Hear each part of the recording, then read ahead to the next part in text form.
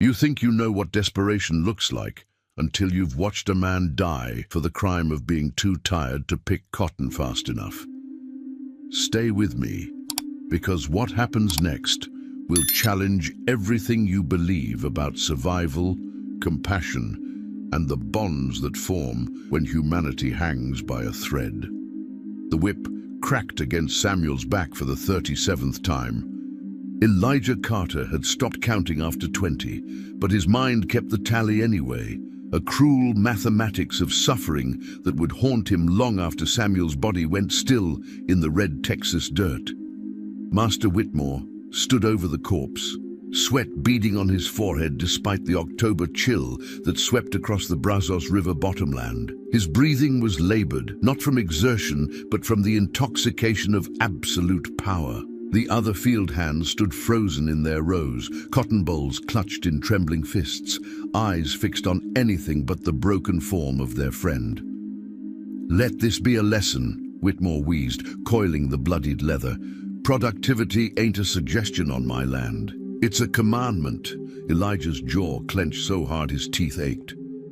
28 years of bondage had taught him to swallow rage like bitter medicine, but watching Samuel, gentle Samuel who shared his cornbread and sang hymns while they worked, beaten to death over a day's quota, had shattered something fundamental inside him.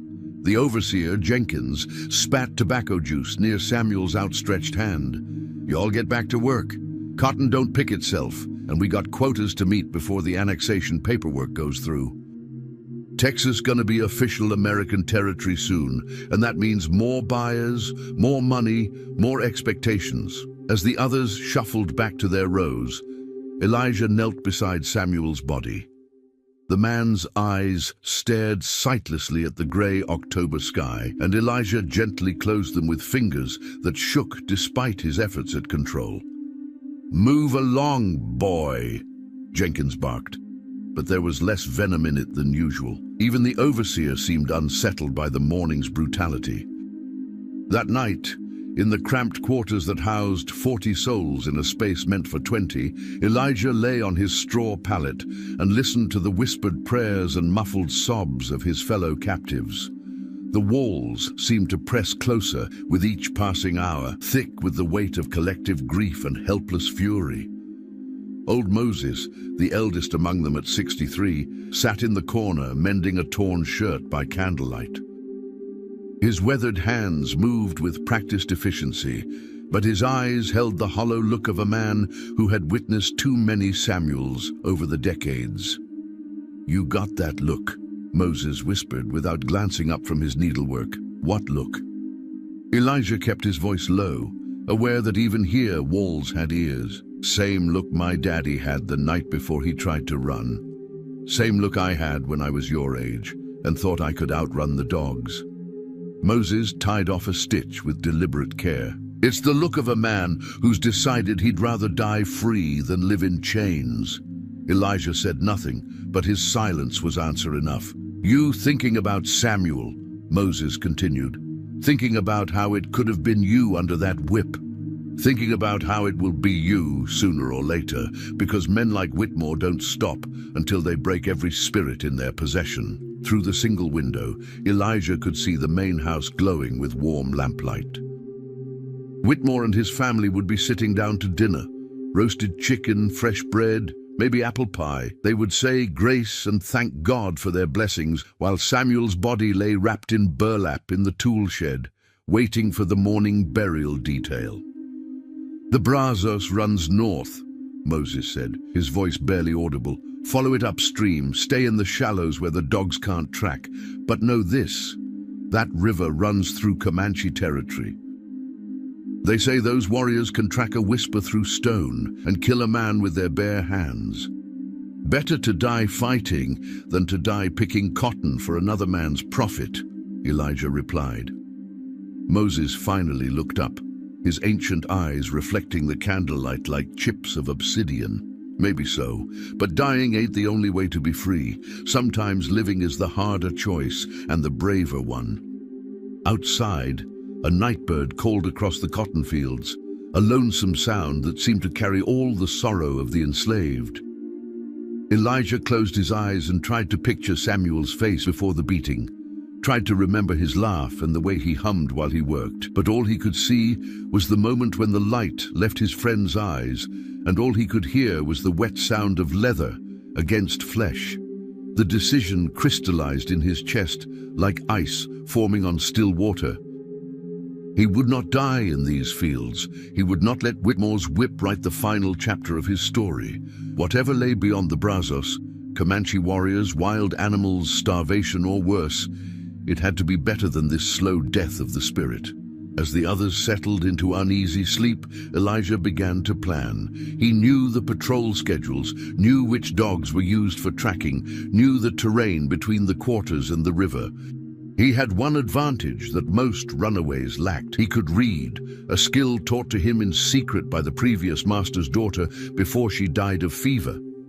Maps, if he could find them, would be his salvation. The candle guttered and died, plunging the quarters into darkness. But in that darkness, Elijah Carter began to see the first glimmer of a different future, one written in his own hand, paid for with his own blood, and earned through his own courage. Tomorrow night, when the moon was dark and the guards were drowsy with whiskey, he would test whether freedom was worth dying for. And somewhere in the distance, the Brazos River whispered its ancient promise to carry him toward whatever destiny awaited beyond the cotton fields of bondage. The moment Elijah's feet touched the cold water of the Brazos, he knew there was no turning back. But what he didn't know was that his first night of freedom would nearly be his last. Keep watching, because the river that promised salvation is about to become his greatest enemy. The river ran black under the moonless sky, its current stronger than Elijah had anticipated. He waded upstream, staying close to the eastern bank, where overhanging willows provided cover from any patrol that might venture this far from the plantation. The water reached his waist, and the October chill cut through his thin cotton shirt like a blade. Behind him, Fort Bend County slept under a blanket of false peace. Ahead lay the disputed territory where Texas Rangers, Comanche war parties, and Mexican forces played a deadly game of territorial chess. Elijah had chosen the most dangerous route possible, but it was also the least expected. No sane runaway would head into Comanche lands. His bare feet found purchase on the rocky riverbed, but each step sent shooting pains up his legs. 3 days of reduced rations, Whitmore's punishment for the entire quarters after Samuel's death, had left him weakened. The small bundle of stolen cornbread and dried meat tied to his waist represented his only sustenance, and he knew it wouldn't last more than 2 days if he was careful. The first hour passed without incident. Elijah fell into a rhythm. Step, listen, step, listen. Every sound, the splash of a beaver, the rustle of wind through cattails, the distant howl of a coyote sent adrenaline coursing through his veins.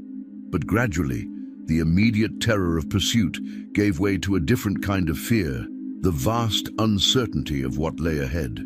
By dawn, he had covered perhaps 5 miles. His legs trembled with exhaustion, and his lips were already cracked from dehydration despite being surrounded by water. The river water looked clean enough, but old Moses had warned him about the fever that came from drinking untreated stream water.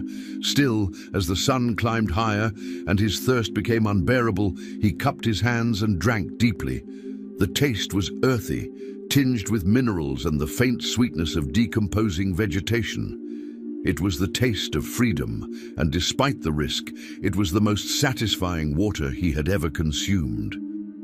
As the morning progressed, Elijah began to notice changes in the landscape. The cultivated fields gave way to wild prairie grass that stretched to the horizon like a green ocean. Mesquite trees dotted the terrain, their thorny branches offering both shelter and hazard. In the distance, he could see the dark line of a forest that marked the beginning of true wilderness. It was there, as he approached a bend in the river where the current had carved deep pools into the bank, that Elijah encountered his first real danger. The ground beneath his feet suddenly gave way, and he found himself sinking into what appeared to be solid earth, but was actually a treacherous mixture of sand and water, quicksand, the river's hidden trap for the unwary. Panic seized him as he felt the sandy mixture pull at his legs with surprising strength.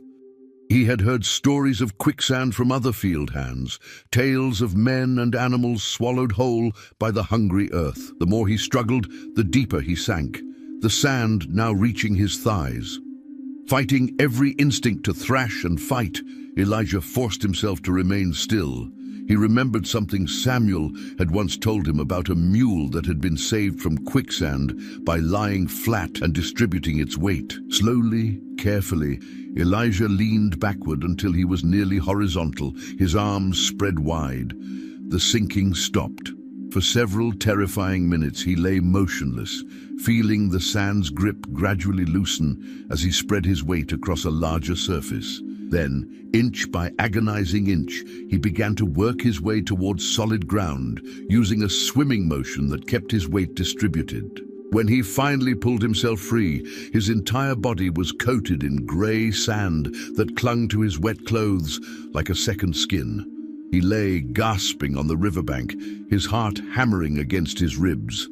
The quicksand had claimed one of his shoes, and his bundle of food had been soaked, but he was alive. As he wrung out his clothes and tried to salvage what he could of his provisions, Elijah realized that the wilderness was going to test him in ways he had never imagined. The plantation had been a prison, but it had also been predictable. Out here, every step could be his last, every decision a matter of life and death. The sun was approaching its zenith when he heard the sound that made his blood freeze. The distant baying of hounds. The dogs had found his trail, and they were closing fast. Whitmore must have discovered his absence at the morning roll call and immediately set the trackers loose. Elijah plunged back into the river, hoping the water would mask his scent, but he knew it was only a temporary reprieve. The dogs would work both banks, and eventually they would pick up his trail again. He needed to find a way to throw them off permanently, or his brief taste of freedom would end with the crack of a whip, or worse. As he waded upstream with renewed urgency, the landscape around him began to change again. The prairie grass grew taller, and strange rock formations jutted from the earth like the bones of ancient giants.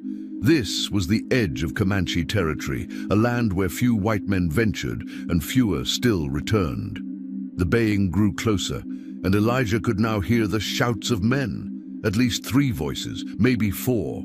They were following the river, just as Moses had predicted they would. But they were also making noise, crashing through the underbrush with the confidence of men who believed their quarry was helpless. That confidence, Elijah realized, might be their weakness. He began to look for opportunities. A fallen tree that might serve as a bridge to the opposite bank, a tributary that might confuse the trail, anything that could give him an advantage over his pursuers. It was then that he saw the smoke. A thin column of grey smoke rose from beyond a ridge, perhaps half a mile to the west. It was too small to be a settlement, too controlled to be a wildfire. Someone was camping in the wilderness, and that someone might be his salvation or his doom. The baying of the hounds grew louder, and Elijah knew he was running out of time. Whatever lay beyond that ridge, it had to be better than the certain death that pursued him. He left the river and began to climb toward the smoke, his wet clothes clinging to his body and his shoeless foot leaving bloody prints on the rocky ground. Behind him, the dogs had reached the spot where he had escaped the quicksand. Their excited barking told him they had found his scent again. The hunt was entering its final phase, and Elijah Carter was about to discover whether the wilderness held friends or enemies. What Elijah discovered beyond that ridge would challenge everything he thought he knew about survival, because sometimes the person who needs saving isn't who you'd expect. Stay with me, because this moment of choice will echo through both their lives forever. The smoke led Elijah to a sight that stopped him cold. A young Comanche boy, no more than 11 or 12, was trapped waist-deep in another patch of quicksand near a small creek that fed into the Brazos. The child's dark eyes were wide with terror, but he wasn't crying. His jaw was set with the stoic determination Elijah had heard was characteristic of Comanche warriors, even the youngest ones. The boy's horse, a painted pony with distinctive white and brown markings, stood nearby, its reins trailing in the mud. A small fire smoldered a few yards away, explaining the smoke Elijah had seen. This was clearly a temporary camp, probably a hunting or scouting expedition that had gone wrong. For a moment, Elijah stood frozen behind a cluster of mesquite trees, his mind racing through the implications. Every story he had ever heard about the Comanche painted them as ruthless killers who showed no mercy to trespassers in their territory. This boy, despite his youth, was a member of the most feared warrior nation on the frontier. But as Elijah watched, the child sank another inch into the hungry sand, and something deeper than fear or prejudice stirred in his chest. He saw not a Comanche warrior, but a terrified child facing the same death that had nearly claimed him just hours earlier. The baying of the hounds was getting closer, perhaps 10 minutes behind him now. Every second he delayed brought his pursuers nearer, but Elijah found himself stepping out from behind the trees. The boy's head snapped toward him, and for an instant, their eyes met across the small clearing. The child's hand moved instinctively toward a knife at his belt, but the quicksand held him too firmly for any aggressive action. Instead, he spoke in rapid Comanche, his voice high and urgent. Elijah didn't understand the words, but the tone was unmistakable, a plea for help that transcended language barriers. The boy was asking him to save his life. "Easy," Elijah said softly, raising his hands to show he meant no harm. "Easy, boy. I'm going to help you." He looked around quickly, assessing the situation. A fallen branch lay near the fire, long enough and sturdy enough to serve as a lever. Moving carefully to avoid the treacherous ground, Elijah retrieved the branch and approached the edge of the quicksand. The boy watched his every movement with intelligent eyes, and when Elijah extended the branch toward him, he immediately understood. Small hands, surprisingly strong, gripped the wood with desperate intensity. "Hold tight," Elijah murmured, though he knew the child couldn't understand his words. "I'm going to pull you out, but you have to stay calm. Don't fight the sand." Using the same technique that had saved his own life, Elijah helped the boy lean back and distribute his weight while gradually working him free from the sand's grip. It was slow, careful work, made more urgent by the approaching sound of the hunting party. When the boy finally pulled free, he collapsed on solid ground, gasping and covered in the same grey sand that still clung to Elijah's clothes. For a moment, they simply looked at each other, two human beings who had shared a moment of mortal danger and emerged alive. The child was small for his age, with the lean build of someone accustomed to life in the saddle. His hair was black and straight, braided with small feathers and beads that marked his tribal affiliation. Despite his youth, there was something ancient in his eyes, a gravity that spoke of a culture that demanded maturity from its children. Elijah heard the dogs again, much closer now, and knew he had to move. But as he turned to go, the boy spoke, this time in broken English. "You saved Tuhuya," the child said, struggling with the unfamiliar sounds. "Why?" The question hit Elijah like a physical blow. Why had he risked everything to save a Comanche child? Why had he thrown away precious minutes of his lead to help someone who, by all accounts, should have been his enemy? "Because you needed help," Elijah said simply, "and because leaving you to die would have made me no better than the men who killed my friend." The boy, Tuhuya, tilted his head, processing this answer.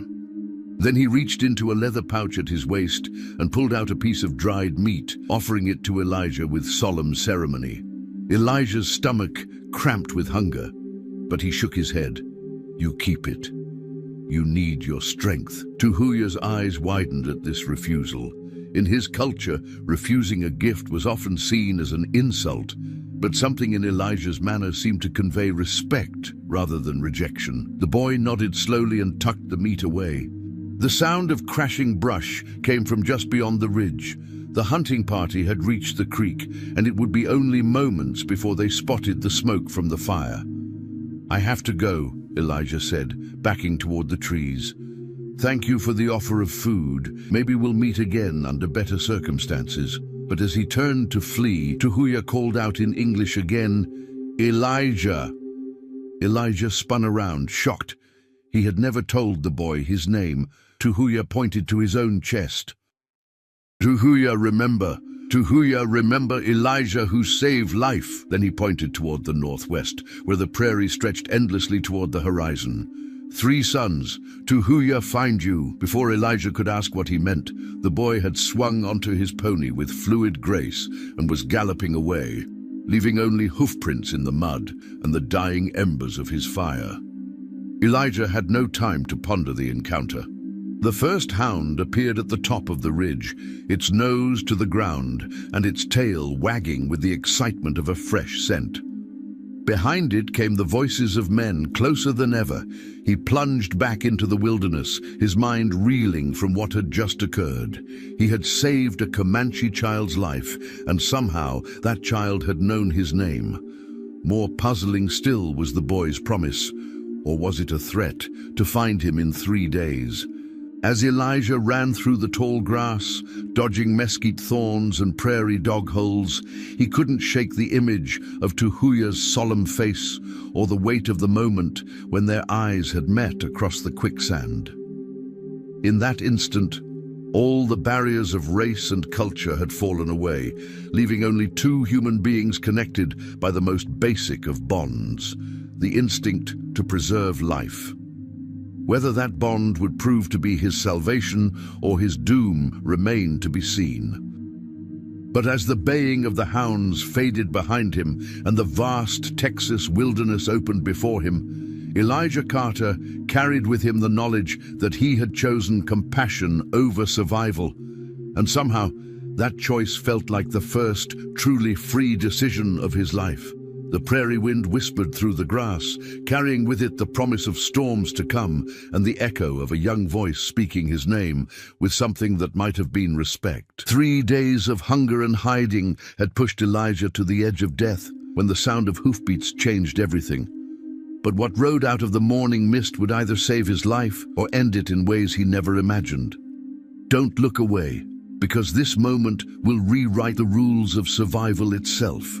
Elijah lay curled beneath a fallen cottonwood tree, his body racked with fever and his lips cracked from dehydration. The past 3 days had been a nightmare of near misses with patrol parties, failed attempts to catch fish with his bare hands, and the constant gnawing of hunger that had reduced him to eating grass and tree bark.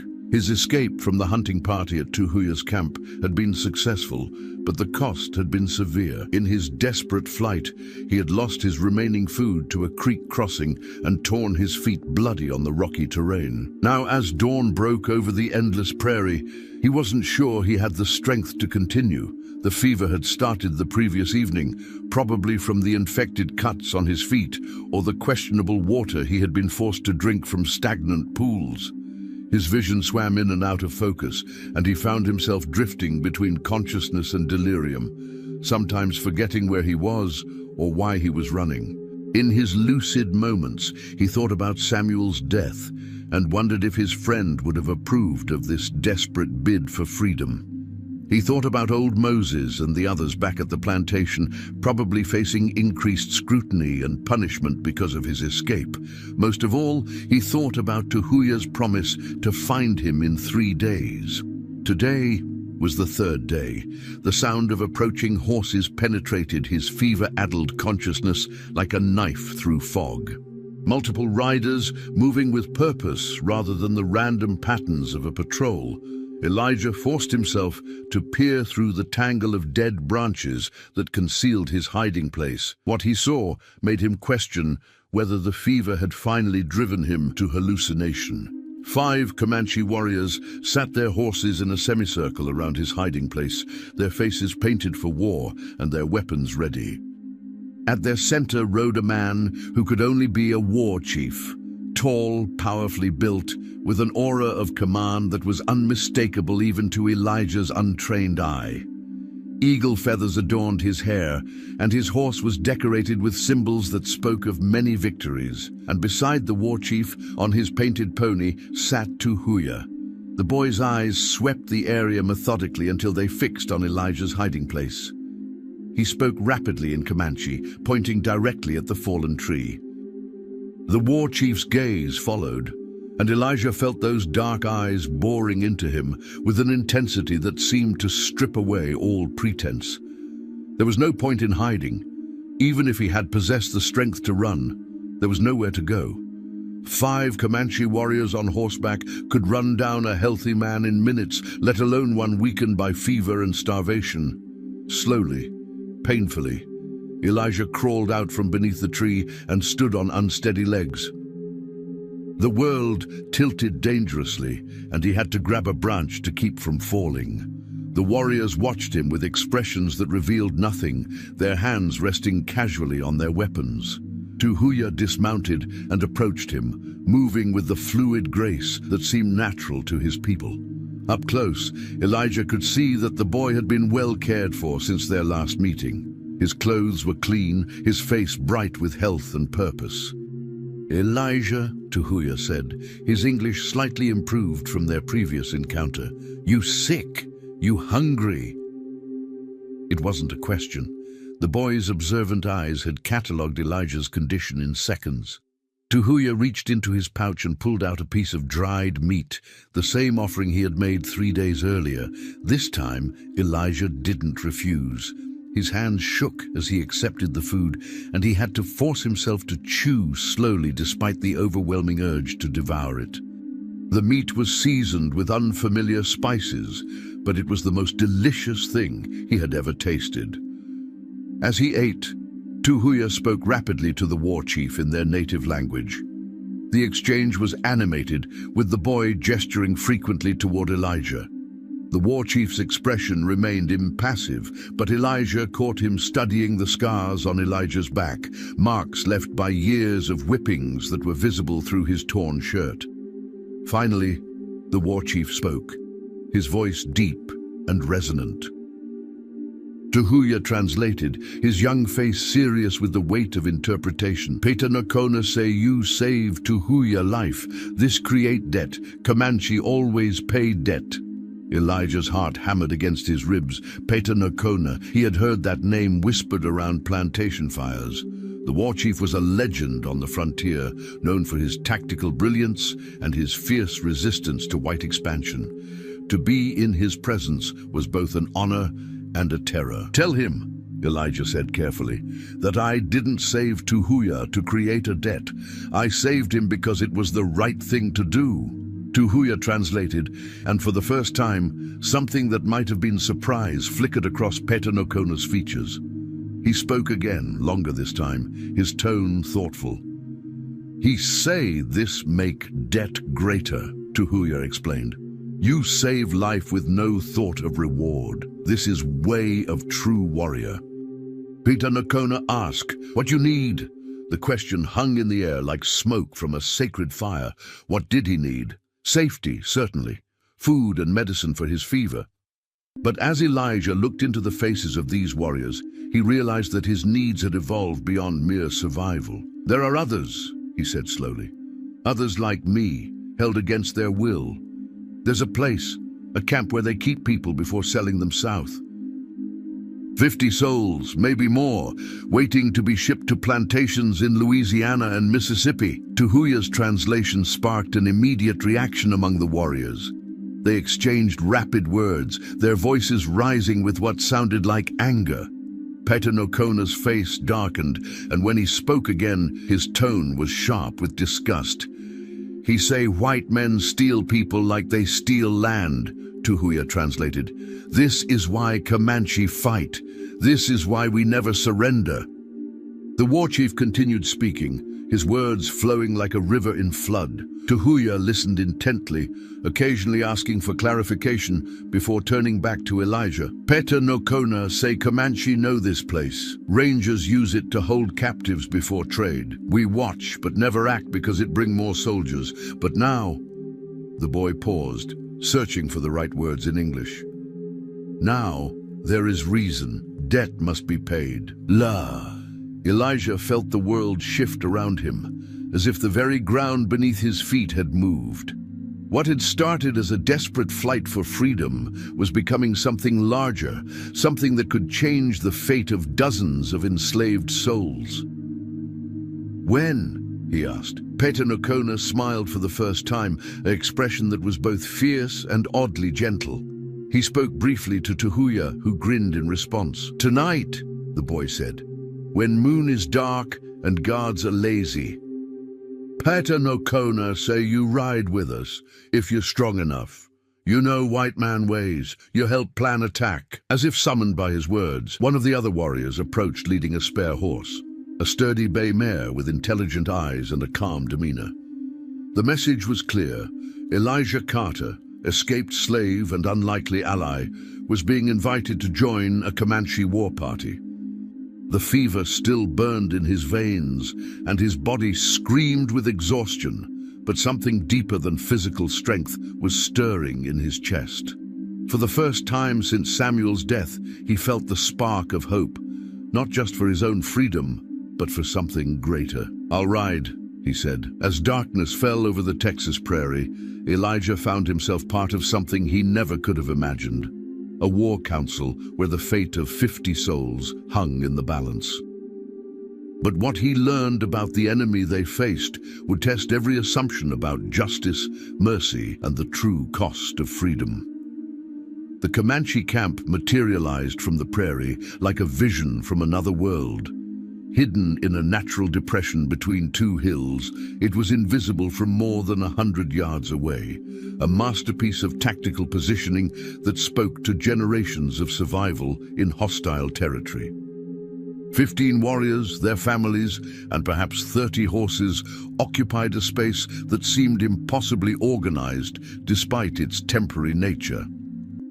Elijah sat beside a small fire, wrapped in a buffalo robe that one of the warriors had provided. The fever had broken during the afternoon ride, helped by a bitter tea that Tuhuya's mother had prepared from prairie herbs.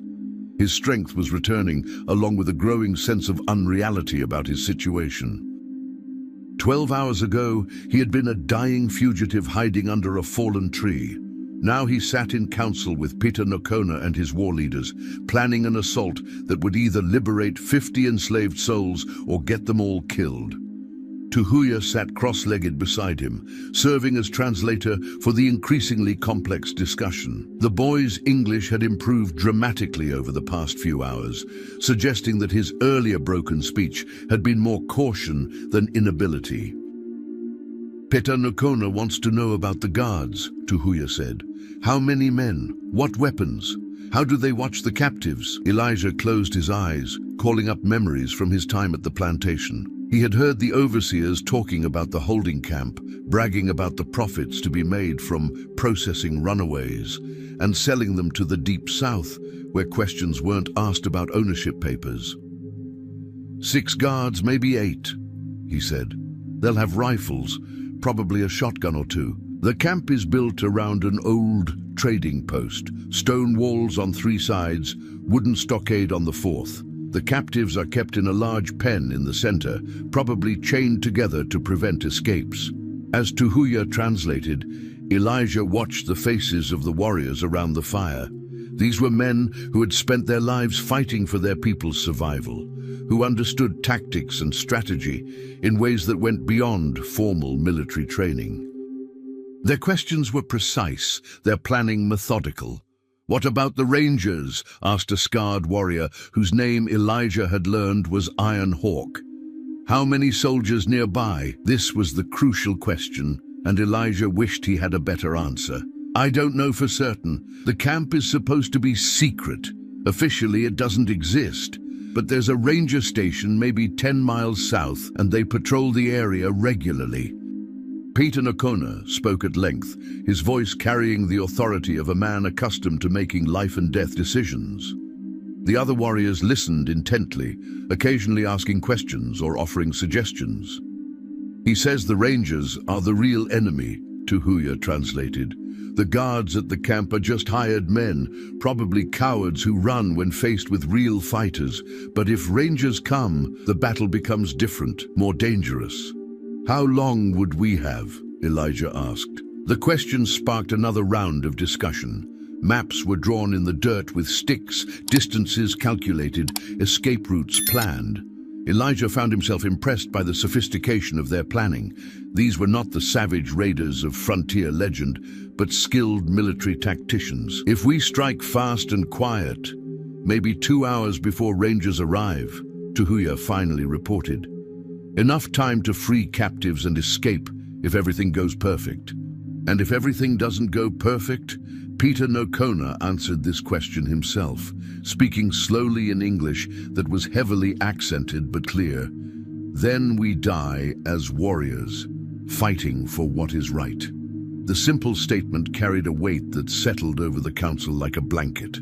These men were prepared to risk everything for people they had never met, simply because it was the honorable thing to do. The contrast with the world Elijah had known, where human beings were bought and sold like cattle, was stark and humbling. As the planning continued, Elijah learned more about his unlikely allies. Ironhawk had lost his entire family to a ranger raid 3 years earlier. Another warrior, called Swift Arrow, had been captured as a child and held in a mission school before escaping back to his people. Each man carried scars, both visible and hidden, from the ongoing war between their culture and the expanding American frontier. But it was Tuhuya's story that affected Elijah most deeply. The boy's father had been killed in a skirmish with Texas Rangers just 2 months earlier, making him an orphan despite his young age. Peter Nokona had taken responsibility for the boy's upbringing, but Comanche culture demanded that even children contribute to the survival of the band. "Tuhuya was scouting when you found him," the war chief explained through translation, "learning to read the land, to understand the movements of enemies. The quicksand was unfortunate, but your actions saved more than his life. They saved his honor." The weight of that revelation settled on Elijah's shoulders. In saving the boy, he had unknowingly prevented a catastrophe that would have echoed through the entire band. No wonder Peter Nokona felt such a strong obligation to repay the debt. As midnight approached, the final details of the plan took shape. The attack would come in 3 phases. First, a diversionary assault on the main gate to draw the guards' attention. Second, a stealth infiltration through the wooden stockade to reach the captives. Third, a fighting withdrawal that would cover the escape of the freed prisoners. Elijah's role would be crucial, but dangerous. As the only member of the party who could pass for a plantation worker, he would approach the camp openly, claiming to be a runaway seeking shelter.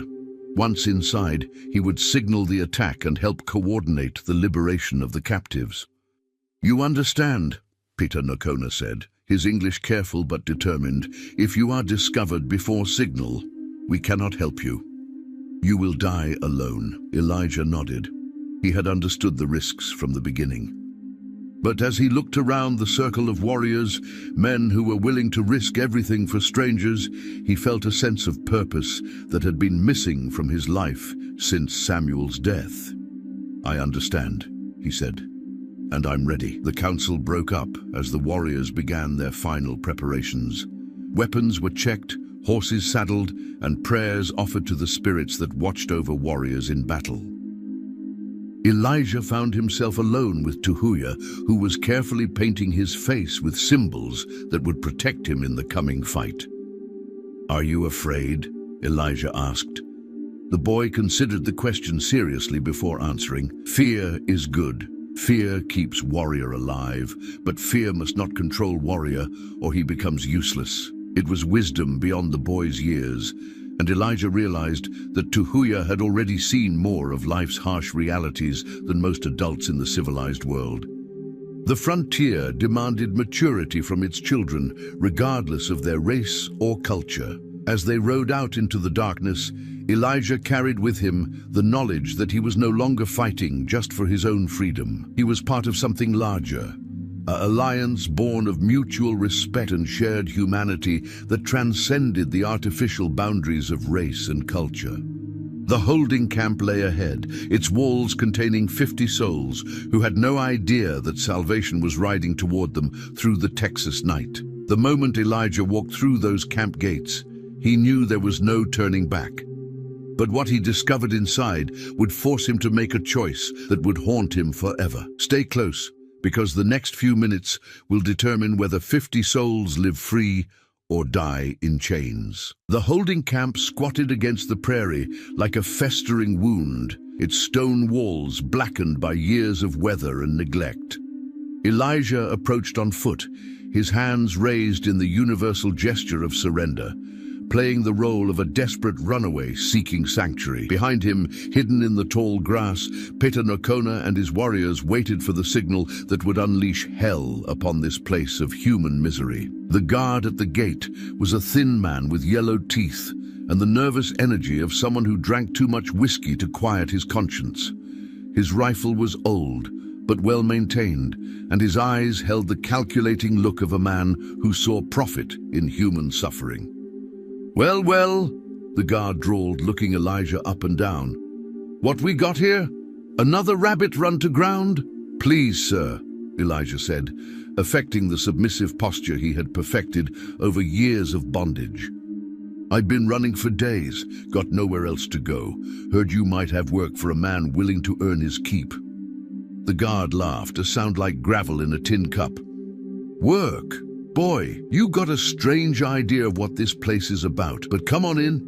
Boss'll want to have a look at you." The gate swung open with a rusty screech, and Elijah stepped into a vision of human degradation that made his plantation quarters look like paradise. The central courtyard was dominated by a large wooden pen where dozens of people sat or lay in their own filth, chained together in groups of 6 or 8. Men, women and children, some as young as Tuhuya, stared at him with eyes that had given up hope. The stench hit him like a physical blow. Unwashed bodies, human waste, infection and despair. Several of the captives bore fresh whip marks, and at least 3 appeared to be seriously ill. This wasn't just a holding facility. It was a place where human beings were systematically broken before being sold. "Boss!" the guard called toward a stone building that served as the main quarters. "Got us a fresh one." The man who emerged from the building was everything Elijah had expected, and worse. Thick-set and brutal-looking, with hands that bore the calluses of violence and eyes that held no trace of human compassion. This was Jeremiah Cobb, the camp's overseer, whose reputation for cruelty was whispered about in slave quarters across East Texas. "Where you from, boy?" Cobb asked, circling Elijah like a predator sizing up prey. "Whitmore Plantation, down Fort Bend Way," Elijah replied, sticking as close to the truth as possible. "Been running 3 days. Dogs almost got me twice." Cobb nodded approvingly. "Whitmore's a good customer, sends us quality merchandise." "You look strong enough. Probably fetch a good price in New Orleans." He gestured toward the pen. "Get him chained up with the others. We'll add him to tomorrow's shipment." As 2 guards moved to escort him toward the pen, Elijah caught sight of something that made his blood freeze. In the far corner of the courtyard, separated from the main group, sat a small figure that he recognized despite the dirt and bruises that covered her face. Sarah. Little Sarah from the plantation, barely 14 years old, who had disappeared 2 weeks ago during a supply run to town. Everyone had assumed she had drowned crossing a creek, but here she was, alive but broken, her eyes staring at nothing with the vacant look of someone whose spirit had been shattered. The sight of her triggered something primal in Elijah's chest, a rage so pure and focused that it burned away his fear like morning mist before the sun. These men hadn't just stolen freedom. They had stolen innocence, hope, and human dignity. They had taken children and turned them into commodities. As the guards reached for his arms, Elijah made his choice. The plan called for him to wait until he was inside the pen before giving the signal, but Sarah's presence changed everything. He couldn't let her spend another minute in this hell. "Now!" he shouted, his voice carrying across the courtyard like a war cry. The response was immediate and devastating. War cries erupted from the darkness beyond the walls as Peter Nokona's warriors burst from concealment. Arrows whistled through the air with deadly precision, and the guard who had admitted Elijah dropped his rifle and clutched at the shaft protruding from his chest. Cobb spun toward the sound, his hand reaching for the pistol at his belt, but Elijah was already moving. Years of suppressed rage and the memory of Samuel's death fueled his attack as he tackled the overseer, driving him to the ground with bone-jarring force. They rolled in the dirt, fighting for control of Cobb's weapon. The overseer was larger and stronger, but Elijah fought with the desperation of a man who had nothing left to lose. Around them, the camp erupted into chaos as Comanche warriors poured through the breached gate. Iron Hawk appeared beside the pen, his tomahawk making short work of the chains that bound the captives. "Run!" he shouted in English. "Run to the horses!" But many of the prisoners were too weak or too traumatized to move. Some cowered in terror, unable to distinguish between their liberators and their captors. Others tried to stand, but collapsed from malnutrition and abuse. Elijah finally managed to wrench Cobb's pistol away, but instead of shooting the man, he found himself hesitating. The overseer lay beneath him, blood streaming from his nose, his eyes wide with the terror he had inflicted on so many others. "Please," Cobb gasped, "I got family, I got children." "So did they," Elijah replied, gesturing toward the freed captives. But still he hesitated, the weight of taking a life, even this life, heavy in his hands. The decision was taken from him as Swift Arrow's lance punched through Cobb's chest, ending the overseer's reign of terror in an instant. The warrior looked at Elijah with something that might have been disappointment. "In war, mercy is luxury," Swift Arrow said in broken English. "Luxury we cannot afford." Around them, the battle was winding down. The remaining guards had either fled or fallen, and the Comanche warriors were efficiently gathering the freed captives. But Elijah could hear something that chilled his blood, the distant sound of hoofbeats approaching fast. "Rangers!" Tuhuya called from his position on the wall. "Many riders, coming fast!" Peter Nokona's voice cut through the chaos like a blade. "We go, now, leave everything." But as Elijah looked around the courtyard, he realized that many of the captives couldn't travel fast enough to outrun mounted rangers. The children, the sick, the elderly, they would slow the escape and doom everyone. It was then that he made the second crucial decision of the night, one that would echo through the rest of his life. Instead of fleeing with the others, he began helping the weakest captives toward the horses, knowing that each moment he delayed brought the rangers closer. "Elijah!" Peter Nokona called. "We must go." "Take the ones who can ride," Elijah shouted back. "I'll follow with the rest." It was a lie, and they both knew it, but it was a lie that would save lives, and sometimes that was the only truth that mattered. As the Comanche warriors disappeared into the darkness with 37 freed souls, Elijah Carter stood in the ruins of the holding camp with 13 people who couldn't escape, waiting for the rangers who would surely kill them all. But in that moment, surrounded by the broken chains and the bodies of their oppressors, he felt more free than he had ever felt in his life. What happened in those final moments before the Rangers arrived would become a legend, whispered in slave quarters across the South. But the true cost of that night's victory was something no one could have predicted. Hold on tight, because this ending will change everything you thought you knew about courage, sacrifice, and the meaning of freedom. The thunder of approaching hoofbeats grew louder as Elijah surveyed the 13 souls who remained in the courtyard. Too weak, too young, or too broken to escape with Peter Nokona's war party. Among them was Sarah, who had finally recognized him and clung to his arm with desperate strength, her eyes beginning to show the first spark of hope they had held in weeks. "Can you walk?" he asked her gently. She nodded, though her legs shook with the effort of standing. "I can try." Around them, the other survivors were a testament to human endurance, pushed beyond all reasonable limits. An elderly man named Joshua, whose back was a map of whip scars. A pregnant woman called Mary, whose time was near. 3 children, none older than 10, who had been separated from their families and sold like livestock. The sound of the Rangers was close now, perhaps 2 minutes away. Elijah's mind raced through possibilities, each one ending in capture or death. The stone walls that had imprisoned these people might now serve as their fortress, but 13 exhausted souls couldn't hold off a ranger patrol for long. It was then that he heard something unexpected, the sound of hoofbeats coming from the opposite direction. For a moment his heart leaped with the hope that Peter Nokona had returned, but the rhythm was wrong. Too many horses moving too fast. From the northern approach came a sight that defied all logic, a column of Union cavalry, their blue uniforms unmistakable even in the moonlight. At their head rode a young officer whose face was grim with purpose, and beside him, incredibly, rode Tuhuya on his painted pony.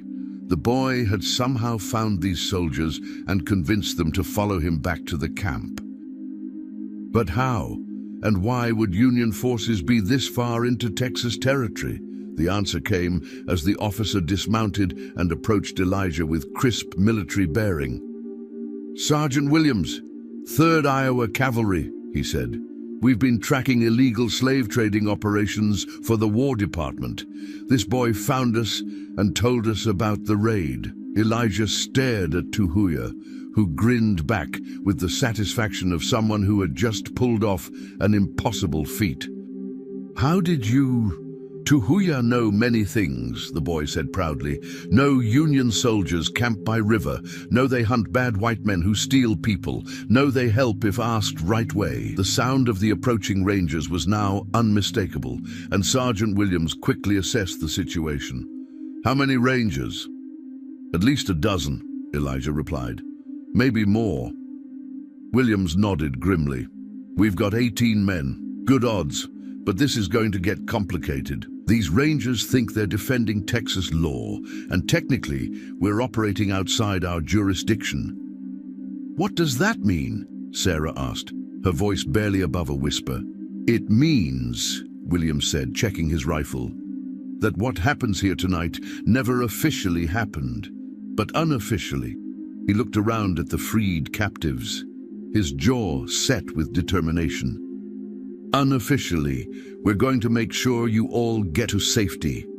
The Rangers appeared at the camp's entrance like avenging angels, their leader a tall man with captain's bars and the hard eyes of someone who had spent years fighting on the frontier. Captain Morrison was a legend in his own right, a man who had never lost a prisoner and never backed down from a fight.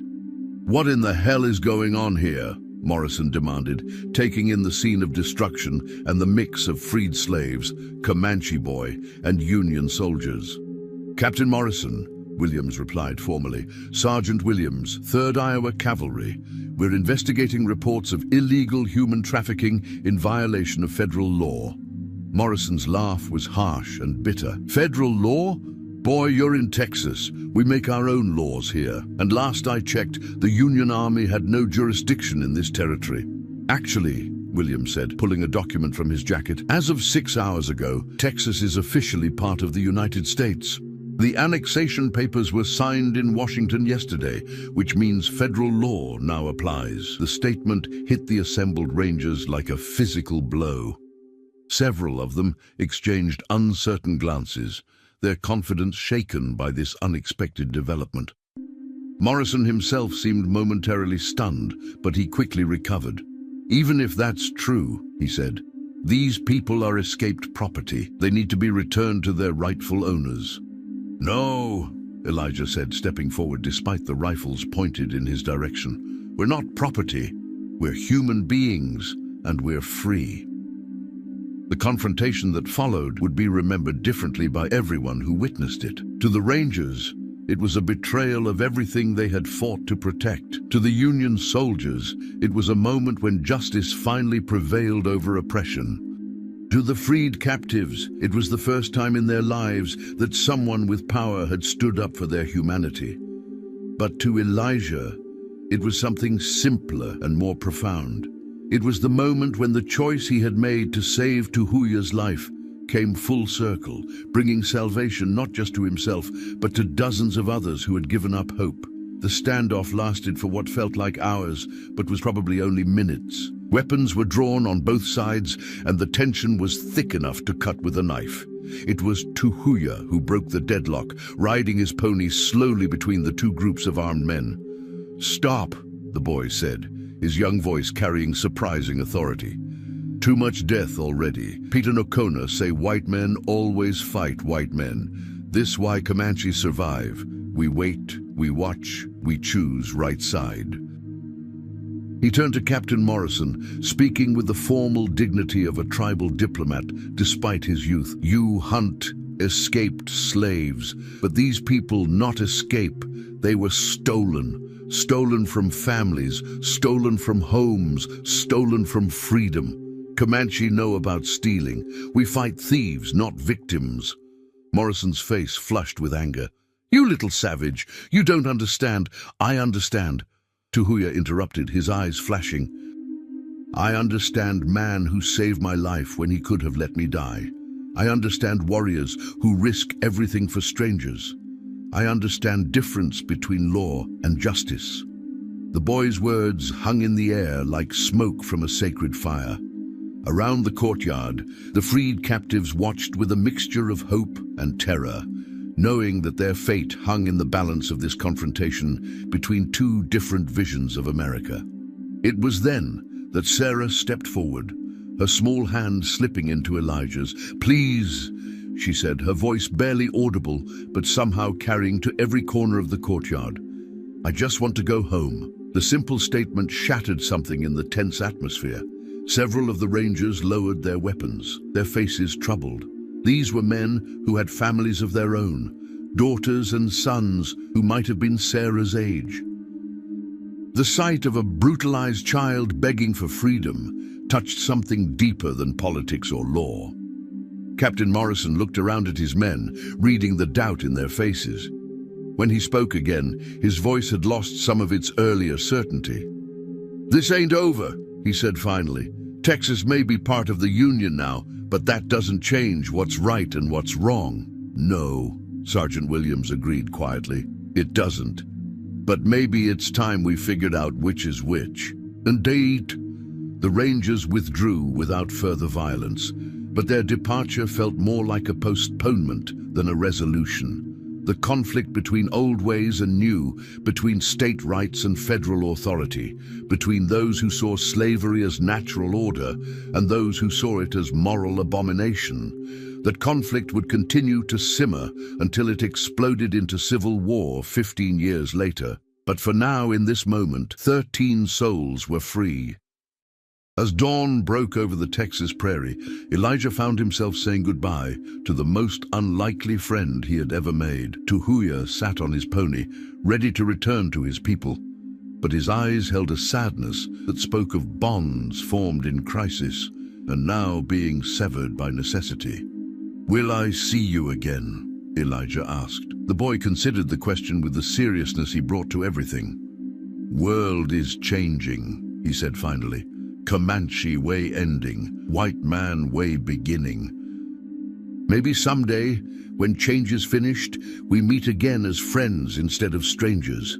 He reached into his pouch and pulled out a small object, a carved piece of bone decorated with symbols that Elijah didn't recognize but somehow understood. "Tuhuya give this to Elijah. It mean brother who saves life. You keep remember that courage makes family where blood cannot." As the boy rode away toward the horizon where his people waited, Elijah clutched the carved bone and felt the weight of everything that had changed in the past week. He was no longer a slave, but he wasn't yet truly free. That would take time struggle, and the kind of courage that Tahuya had shown in bringing the Union soldiers to their rescue. The freed captives began their journey north, escorted by Sergeant Williams and his men toward a future that was uncertain but filled with possibility. Sarah walked beside Elijah, her hand still in his, her eyes beginning to lose the haunted look that had marked her time in captivity. "What happens now?" she asked, as they crested a hill and looked back at the ruins of the holding camp. "Now we live," Elijah said simply. "We live, and we remember, and we make sure that what happened here means something."